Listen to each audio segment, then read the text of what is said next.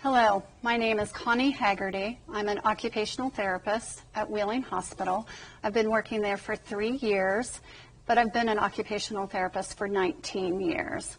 So today we're going to go over some things to help prevent falls.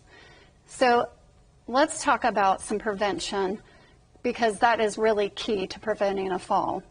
First, we want to recognize that most falls among older adults result from interacting risk. We want to describe how occupational therapy practitioners can help you reduce your risk of falls and identify strategies and resources that you can use to reduce your risk of falls. So why do falls happen?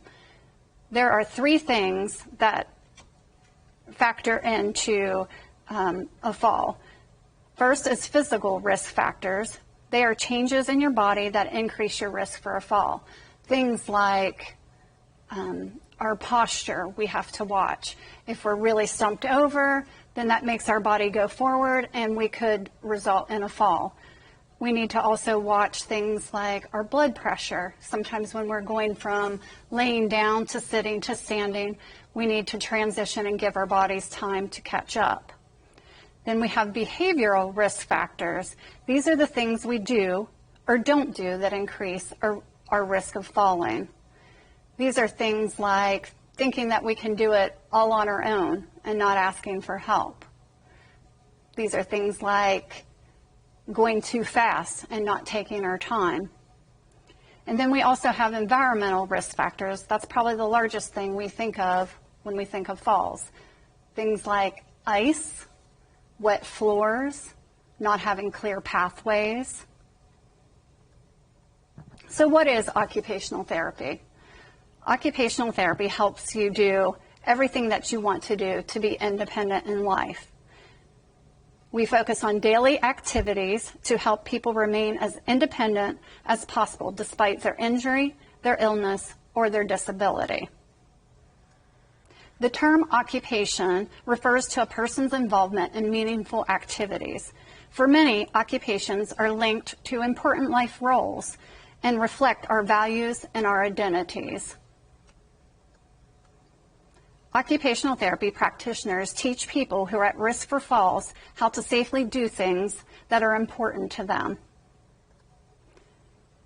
We work with people after a fall as well to help them return to the things they need and want to do.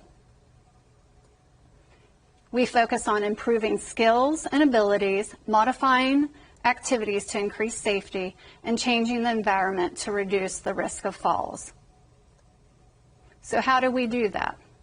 We may be giving and issuing adaptive equipment, durable medical equipment, things like shower chairs, using a walker, a raised toilet seat to make things safer for you in your home. So there's also things we have to think about. Physical risk factors. You need to talk to your doctor about your medication because sometimes medications affect the way that we feel. Earlier, I was talking about decreased blood pressure, which can result in a fall.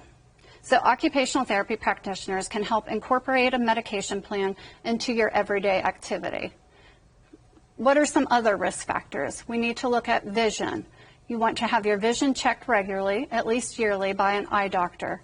And occupational therapy practitioners help people with vision issues by teaching skills and strategies to complete daily tasks. We recommend special devices and products, and we help to make the home and the environment safer. Occupational therapy practitioners help people improve balance and learn more about what their bodies can and cannot do. The key is to maintain an active lifestyle. It's important to stop before an activity, consider whether or not it's safe, and make a plan that reduces your risk of a fall. Occupational therapy can help people determine what is already safe and make many other activities as safe as possible. In this picture, what could this woman be doing differently to put her at less risk of a fall? As you can see, she's climbing on a chair that is on wheels, and obviously she should not be climbing on that. So what could she do? She could ask for help. Another thing I always like to think about is prioritizing and planning.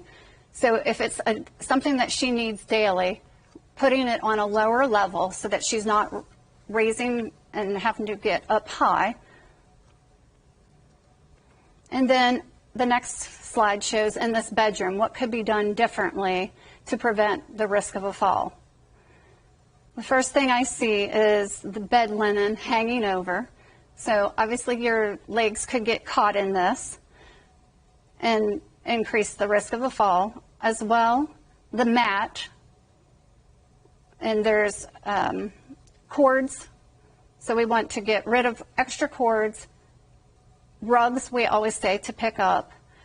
And we always want good lighting so that we can see what we're doing. In occupational therapy, we're looking at the home and we do a safety assessment.